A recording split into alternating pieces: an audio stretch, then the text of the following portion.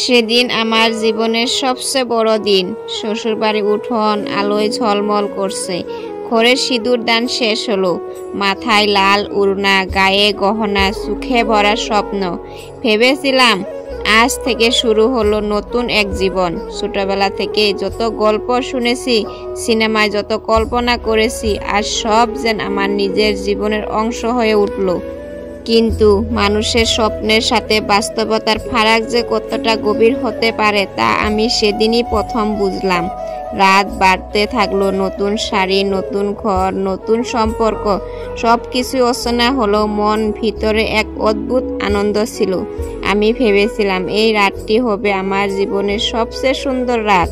কিন্তু হঠাৎ স্বামীর ঠোঁট থেকে ভেসে এলো এই কথাটি, তুমি আমার মা বাবার পছন্দ, আমার নয়। তোমার কাছ থেকে আমি কিছু আশা করি না। আমার বুকের ভিতরটা যেন হঠাৎ কেঁপে উঠল, যেন বজ্রপাত হলো হৃদয়ের উপর। আমি স্তব্ধ হয়ে তার মুখের দিকে তাকিয়ে রইলাম, যাকে নিয়ে আমি স্বপ্ন দেখেছি, যার হাত ধরে আজীবন পথ চলার আশা করেছিলাম। সেই মানুষই আমাকে জানালেন আমি কেবল পরিবারের পছন্দের মানুষ, তার নয়। চোখের কোণে জল জমে উঠল, গলা শুকিয়ে গেল। কিছু বলার মতো শক্তি পেলাম না। শুধু মনে হলো আমি কি তবে কারো জীবনে মেনে নেওয়া একটা দায়িত্ব মাত্র। মনে মনে ভাঙার স্বপ্নগুলো একে একে ভেসে উঠল। সেই মিষ্টি কথাপক্ষণ, ভবিষ্যতের রঙিন পরিকল্পনা, সব যেন মুহূর্তেই ধুলে মিশে গেল। পরের দিন সকাল থেকে নতুন সংসারের ব্যস্ততা শুরু হলো।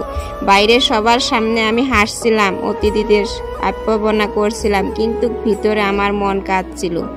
আমার স্বামী আমার সাথে স্বাভাবিক আচরণ করলো, সুখে মুখে কোথাও কোনো টান খুঁজে পেলাম না। যেন তিনি এক অচেনা মানুষ, শুধুমাত্র পরিবারের খুশির জন্য এই সম্পর্ক মেনে নিয়েছেন। আমি চুপ করে সবকিছু সহ্য করছিলাম। বাবার মুখের হাসি, মায়ের চোখে স্তব্ধি দেখে আমি নিজের দুঃখকে লুকিয়ে রাখতাম। আমি চাইনি তারা কষ্ট পাক। দিন কেটে গেল। আমি ভেবেছিলাম হয়তো সময়ের সাথে সব বদলাবে, হয়তো একদিন স্বামী আমার চোখের দিকে তাকিয়ে বলবেন, তুমি আমার জীবনের আসল মানুষ। কিন্তু সেই দিন আসলো না। স্বামীর সংসারের খুঁটিনাটি খেয়াল রাখলেও আমার প্রতি টান, ভালোবাসা কোথাও পেলাম না।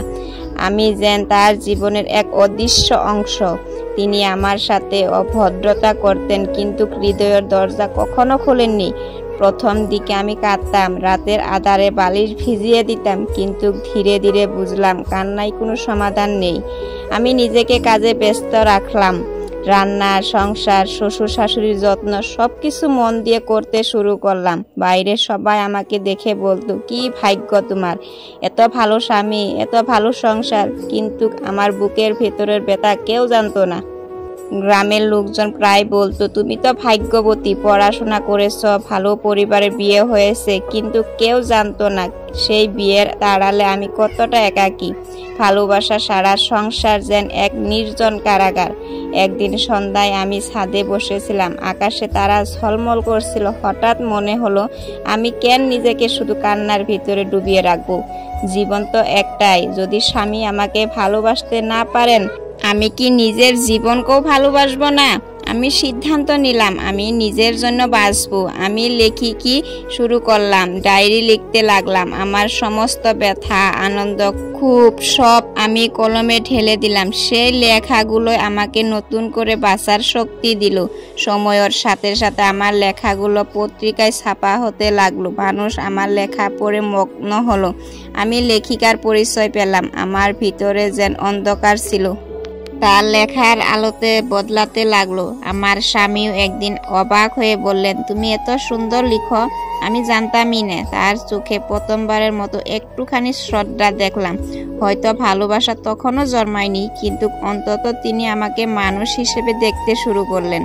বছরের পর বছর কেটে গেল। আমার বই বের হলো, পাঠক বাড়লো, আমি সংসারের দায়িত্ব পালন করলাম। আমার স্বামী ধীরে ধীরে বুঝতে শিখলেন আমি শুধু তার পরিবারের পছন্দের মানুষ নয়, আমি নিজে একজন মানুষ, যার স্বপ্ন আছে, অনুভূতি আছে। একদিন তিনি আমার দিকে তাকিয়ে বললেন, হয়তো শুরুতে আমি তোমাকে মেনে নিতে পারিনি, কিন্তু আজ বুঝি তুমি আমার জীবনের সবচেয়ে বড় ভরসা।